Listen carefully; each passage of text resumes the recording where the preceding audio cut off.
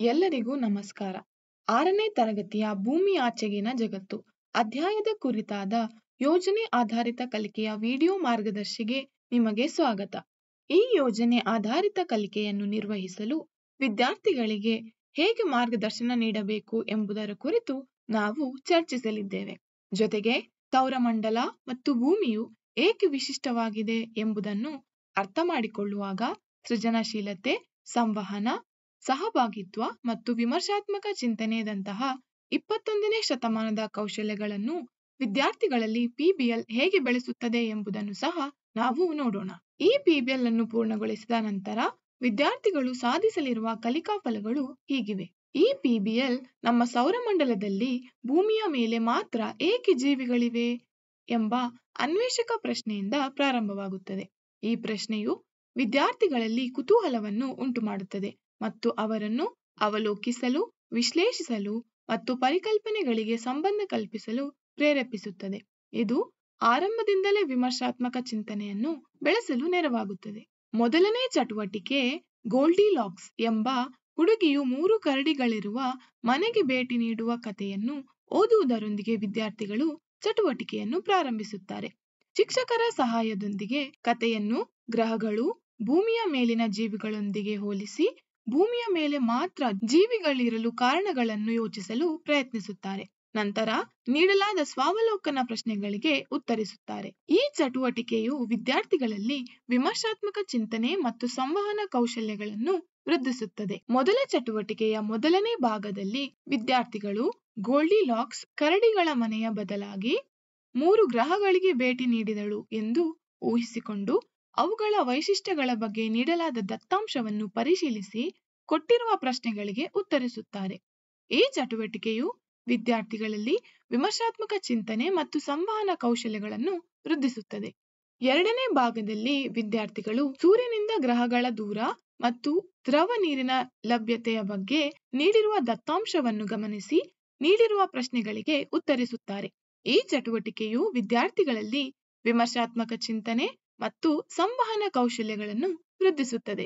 ಎರಡನೇ ಚಟುವಟಿಕೆಯಲ್ಲಿ ವಿದ್ಯಾರ್ಥಿಗಳು ಖಗೋಳಮಾನದ ಬಗ್ಗೆ ನೀಡಿರುವ ಮಾಹಿತಿಯನ್ನು ಓದಿ ಅರ್ಥ ಮಾಡಿಕೊಳ್ಳುತ್ತಾರೆ. ನಂತರ ಕೋಷ್ಟಕದಲ್ಲಿ ನೀಡಲಾದ ದತ್ತಾಂಶದಿಂದ ಸೂರ್ಯನಿಂದ ಗ್ರಹಗಳ ದೂರವನ್ನು ಹೆಜ್ಜೆಗಳಲ್ಲಿ ಲೆಕ್ಕ ಹಾಕಲು ಪ್ರಯತ್ನಿಸುತ್ತಾರೆ. ಖಗೋಳಮಾನವನ್ನು ಹೆಜ್ಜೆಗಳ ಮಾನಕ್ಕೆ ಪರಿವರ್ತಿಸಲು ಸೂತ್ರವನ್ನು ಊಹಿಸಿ ನೀಡಿರುವ ಸ್ಥಳದಲ್ಲಿ ಬರೆದುಕೊಳ್ಳುತ್ತಾರೆ. ನಂತರ ಊಹಿಸಿದ ಸೂತ್ರವನ್ನು ಶಿಕ್ಷಕರ ಸಹಾಯ ಪಡೆದು ಕೊಟ್ಟಿರುವ ಸೂತ್ರದೊಂದಿಗೆ ಹೋಲಿಸುತ್ತಾರೆ ಹಾಗೂ ಸೂತ್ರವನ್ನು ಬಳಸಿ ಕೋಷ್ಟಕವನ್ನು ಭರ್ತಿ ಮಾಡುತ್ತಾರೆ.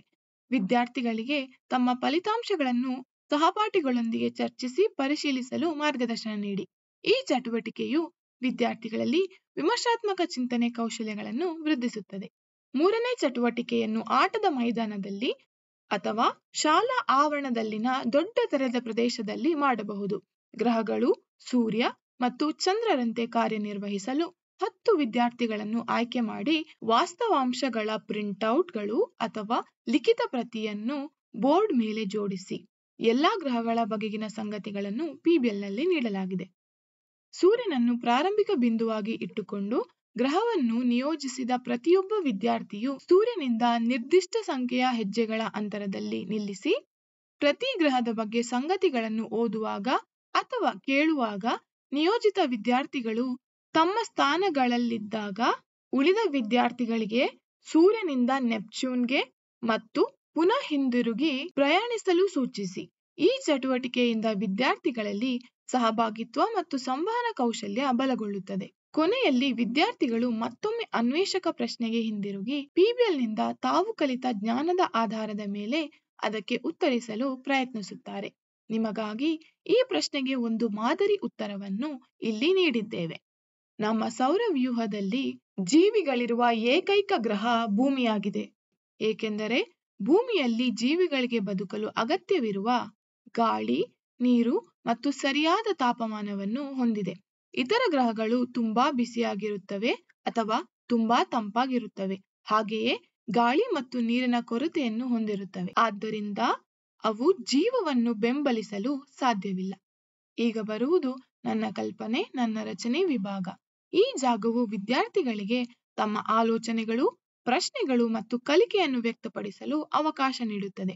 ಉದಾಹರಣೆಗೆ, ಭೂಮಿಯ ಮೇಲೆ ಗುರುತ್ವಾಕರ್ಷಣೆ ಇಲ್ಲದಿದ್ದರೆ ಏನಾಗುತ್ತಿತ್ತು ಎಂಬಂತಹ ಹೊಸ ಪ್ರಶ್ನೆಗಳನ್ನು ಬರೆದುಕೊಳ್ಳುತ್ತಾರೆ. ಇದು PBL ಹೇಗೆ ಕುತೂಹಲಕ್ಕೆ ಪ್ರೇರಣೆ ನೀಡುತ್ತದೆ ಎಂಬುದನ್ನು ತೋರಿಸುತ್ತದೆ ಮತ್ತು ವಿದ್ಯಾರ್ಥಿಗಳ ಸೃಜನಶೀಲತೆಯನ್ನು ವೃದ್ಧಿಸುತ್ತದೆ. ಕೊನೆಯದಾಗಿ 10 ಸ್ವಮೌಲ್ಯಮಾಪನ ಪ್ರಶ್ನೆಗಳು ವಿದ್ಯಾರ್ಥಿಗಳಿಗೆ ತಮ್ಮ ಪ್ರಗತಿಯನ್ನು ಅವಲೋಕಿಸಲು ಸಹಾಯ ಮಾಡುತ್ತವೆ. ಈ ಕಲಿಕಾ ಚಕ್ರವು ಭವಿಷ್ಯದ ಸವಾಲುಗಳನ್ನು ಎದುರಿಸಲು ಬೇಕಾದ 21ನೇ ಶತಮಾನದ ಕೌಶಲ್ಯಗಳನ್ನು ಅವರಿಗೆ ಒದಗಿಸುತ್ತದೆ. ಇದಿಷ್ಟು ಇವತ್ತಿನ ವಿಡಿಯೋ ಮಾರ್ಗದರ್ಶಿ. ಈ PBL ಕೇವಲ ವಿಜ್ಞಾನದ ಬಗ್ಗೆ ಅಲ್ಲದೆ ವಿದ್ಯಾರ್ಥಿಗೆ ತಾನೊಬ್ಬ ವಿಜ್ಞಾನಿಯಂತೆ ಯೋಚಿಸುವಂತೆ ಮಾಡುತ್ತದೆ. ಈ ವಿಡಿಯೋ ನಿಮಗೆ ಸಹಾಯಕವಾಗಿದೆ ಎಂದು ಭಾವಿಸುತ್ತೇವೆ. ಈ ರೀತಿಯ ಹಲವಾರು ಆಸಕ್ತಿದಾಯಕ ತರಗತಿವಾರು PBLಗಳು ನಮ್ಮ ಟೀಚೋಪಿಯಾ ಆಪ್ನಲ್ಲಿ ಲಭ್ಯವಿದೆ. ಅವುಗಳನ್ನು ಅನ್ವೇಷಿಸಲು ಆಪ್ ಅನ್ನು ಡೌನ್ಲೋಡ್ ಮಾಡಿಕೊಳ್ಳಿ. ಆಪ್ನ ಲಿಂಕ್ ಅನ್ನು ಡಿಸ್ಕ್ರಿಪ್ಷನ್ನಲ್ಲಿ ನೀಡಲಾಗಿದೆ. ಮತ್ತಷ್ಟು PBL ಮಾರ್ಗದರ್ಶಿಗಳನ್ನು ಅನ್ವೇಷಿಸಲು ಶೀಘ್ರದಲ್ಲೇ ಮತ್ತೆ ಭೇಟಿಯಾಗೋಣ. ಧನ್ಯವಾದಗಳು.